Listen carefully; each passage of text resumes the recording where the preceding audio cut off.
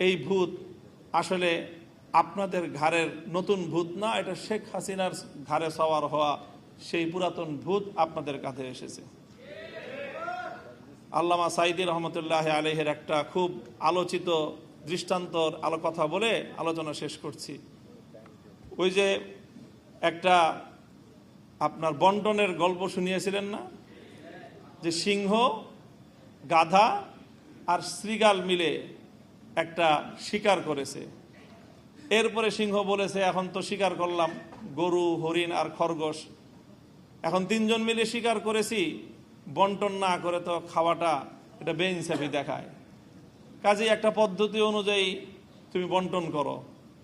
গাধাকে বন্টন করতে দিল, গাধা বন্টন করলো, আপনি বড়, আপনি গরুটা খান, আমি মাঝারো, আমি হরিণটা খাই, আর ওই পাতি শিয়াল ও ছোট ও খরগোশটা খাক। তো সিংহ এক চড় মেরেছিল, এক চড়ে তার ঘাড় উপরে পড়ে গিয়েছিল। এরপরে বলল যে, শৃগালকে বলল, তুই ভাগ কর। না মহারাজ, কি ভাগ করব? না না, আমি তো ভাগ ছাড়া খাবো না, আমি তো সিস্টেম ছাড়া খাই না, সাংবিধানিক পদ্ধতি বাস্তবায়ন হবে তারপরে সেটা আমি খাবো। শৃগাল বলল যে, আপনি গরুটা দিয়ে সকালবেলায় আপনি ব্রেকফাস্ট করবেন, হরিণটা দিয়ে ডিনার করবেন, লাঞ্চ করবেন, আর খরগোশটা দিয়ে আপনি ডিনার করবেন। জিজ্ঞাসা করলো, এত সুন্দর বন্টন তোরে শিখাইছে কে?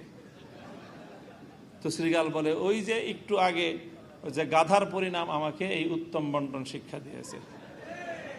হাসিনার ভূত যার কাঁধে ভর করেছে তাদেরকে বলতে চাই, হাসিনাকে অনেক মানুষ বলতো যে খুব রাজনীতি বুঝে। আমি তখনই বলতাম যে হাসিনার মতো বেকুব রাজনীতিবিদ বাংলাদেশে দ্বিতীয় কেউ জন্ম নেয়নি।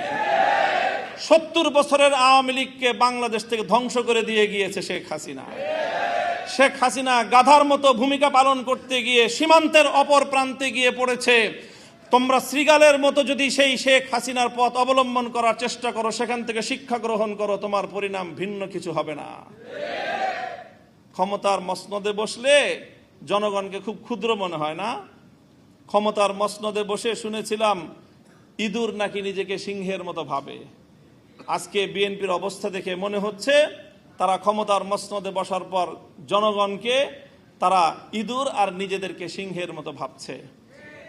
আমরা পরিষ্কার ভাষায় বলি, জনগণকে সম্মান করতে শিখো। গণভোটের যে রায়, বাংলাদেশে এটি ৪র্থ গণভোট আজকের আলোচনায় এসেছে। বাংলাদেশের তো নয়, বিশ্ব ইতিহাসে রেফারেন্ডাম এবং গণভোটকে এইভাবে উপেক্ষা করার কোনো দৃষ্টান্ত এবং নজির নাই।